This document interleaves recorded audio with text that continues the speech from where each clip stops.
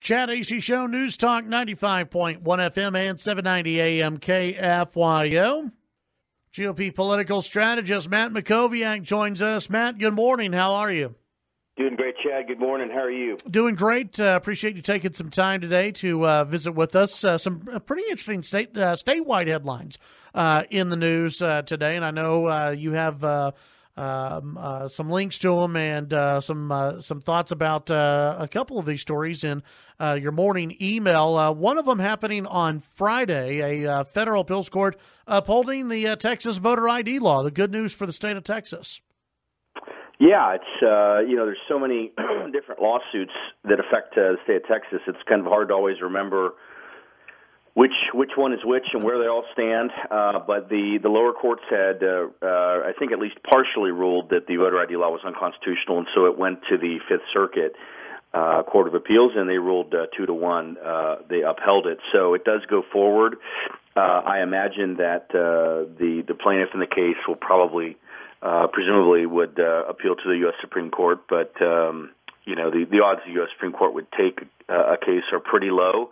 And there is certainly some legal precedent, some Supreme Court precedent on voter ID. I mean, my understanding is the Indiana voter ID law was upheld by the Supreme Court, and it was the basis for the Texas law. So, it's a victory for the governor. It's a victory for the attorney general and his solicitor general. And, for people who want to see a voter ID, law in Texas, who care about the integrity of our elections, of the ballot box, it's a victory for those Texans as well. Yeah, I'm sure we'll see some of the Democratic candidates talk about this and campaign on this, but I have seen polling before that shows that a majority of people across the lines actually kind of support voter ID and don't have a big problem with voter ID. Have you seen the same kind of statistics? I have, and it is a popular issue. I mean, I think people understand that if you have to have an ID to get on an airplane or get prescription drugs or go collect government benefits or do any number of other things in life, it's entirely reasonable that you should have to have an ID to prove you are who you say you are when you vote. Now, there are protections built into the law. If you don't have your ID with you, you can vote provisionally and go back.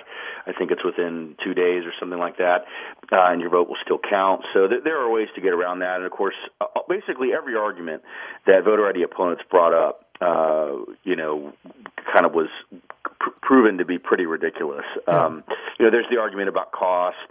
Well, the state provides a free ID. There's the argument about it's going to create chaos. I mean, we've had the voter ID law in place for several elections, primaries, statewide elections, municipal elections, constitutional ballot elections. I mean, you go down the list, there hasn't been chaos.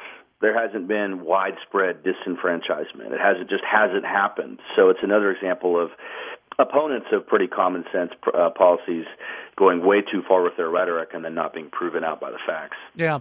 Let's see. Over the weekend in the Democratic runoff race for governor, which seems to have slipped everybody's mind just about. I mean, these two, they're just not making any noise. But it was interesting. I think it was a youth Latino group actually backing not Lupe Valdez, but Andrew White for his bid for governor. Yeah, there was a forum, a Latino youth forum over the weekend, and they had both primary runoff candidates there. And it's funny, I think most Texans who have any awareness of Lupe Valdez remember that she was a sanctuary city sheriff. Mm-hmm. She kind of famously reserved the right to not cooperate with the feds or to not honor an ICE detainer for an illegal immigrant. And I think that she did it on a case-by-case basis, if I understand her view, which would put her really probably to the left of most Texans on that issue. However, she was asked about why she was willing to cooperate with the feds at all.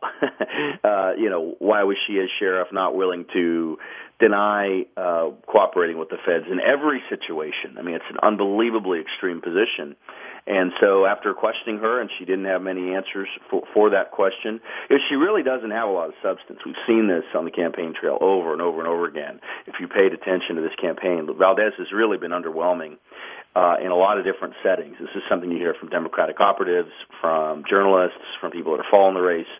And so they endorsed Andrew White. Now, I will admit, it's a group I'd never heard of. Now, I'm not real active on the Democratic side, obviously, but I'd never heard of JOLT, which is apparently a Latino youth group around the state. But look, I think that Valdez is still the likely nominee. She has sort of organizational and establishment support inside the party.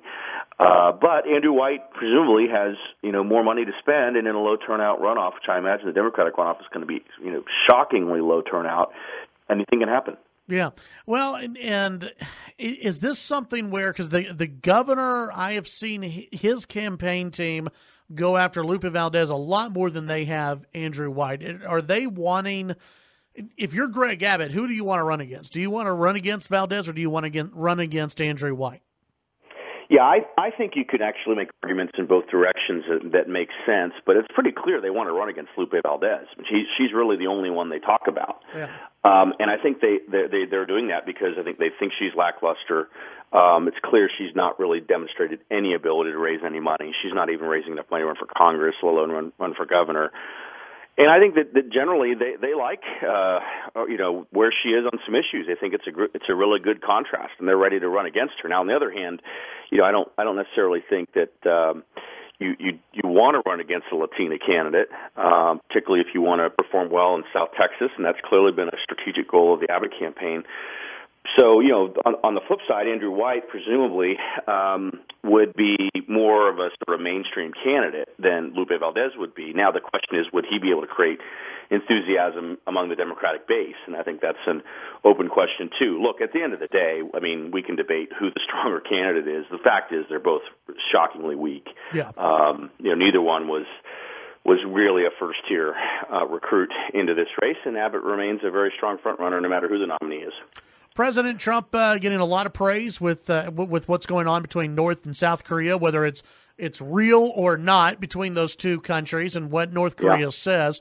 He's getting a lot of praise, and the South Korean president said the guy deserves a Nobel Peace Prize. If you're President Trump and Trump's team moving forward, do you use this? How do you use it to your advantage?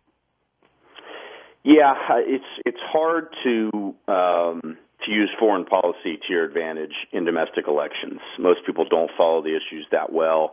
Most of the time, foreign policy is really only a disadvantage rather than an advantage. Now, in this case, this really goes against sort of the criticism that so many people have had of Trump, which is that he's, not careful with his language, he's bellicose, that he could start nuclear war by posting a message on Twitter. In this case, the reality is the United States has actually executed a pretty solid strategic plan for over a year now. The maximum pressure campaign has worked in North Korea. And honestly, I think we do want to be sober because the specifics of the negotiation are going to matter in terms of the sequencing, the verification regime. Are they going to fully denuclearize?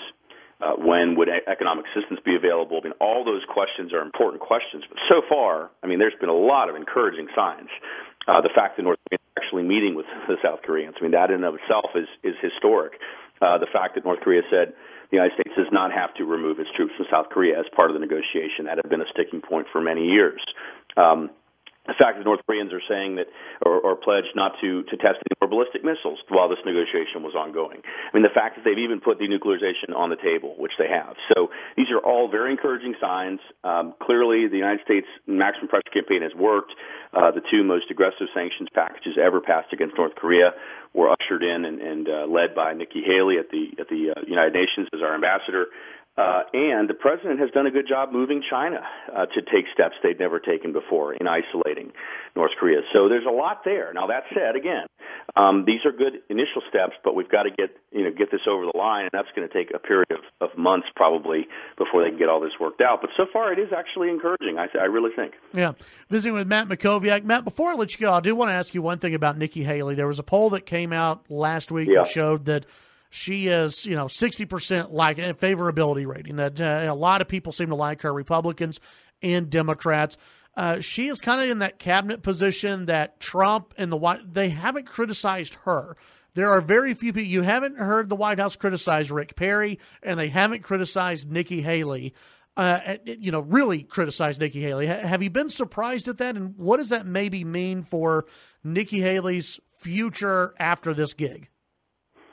Yeah, listen, it's a good question. And, governors oftentimes have difficulty accumulating credibility on national security and foreign policy because they just don't deal with those issues on a regular basis as governor.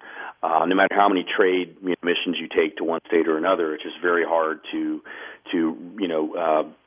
have the kind of knowledge and substance and experience on these issues that a senator might, or the right kind of cabinet secretary might. Look, I mean, Nikki Haley's done a great job, and she's made very, very few mistakes, if any. She's out of sort of the day-to-day chaos and gossip of Washington because she's in New York. So she's kind of not in the middle of all that, and she stayed very, very focused on her job. And as it relates to North Korea, she's been very effective. As it relates to Israel, she's been effective. And so, look, I mean, I think she is a star. I think she has a bright future. What that future is, I don't know. I think a natural place to go from Ambassador to the UN would be Secretary of State, but we just got Pompeo confirmed, and I imagine he would be there for at least 2 years, given how dicey that nomination was. So I don't know what her future holds. It wouldn't surprise me if she were a candidate for national office in the future, but she's going to have to figure out is there a step in between being ambassador to the UN and being a candidate for national office, and I think that's an unresolved question at this point. Very good. Matt, tell folks where they can sign up for your newsletter and also your podcast as well. Yeah, more than 3,000 Texans receive our Must-Read Texas morning email, and you can get a 7-day, 1-week free trial at mustreadtexas.com. We take all the news from around the state, put it in one email, delivered to you every weekday morning. The podcast is called Mac on Politics. You can find it in the iTunes Store, on Google Play, on Stitcher, and on the web at maconpolitics.com. Most recent episode is with Andy Puzder, the CEO and recent author. He was actually President Trump's first nominee to be Labor Secretary, and he had smears against him, kind of like Ronnie Jackson did recently at VA. So we had a very interesting conversation with him. You can check out that episode. All right, Matt, as always, appreciate your time. Thanks, Chad. Have a great week. Take care. You too. That's Matt Mackowiak, Chad Hasty Show, KFYO.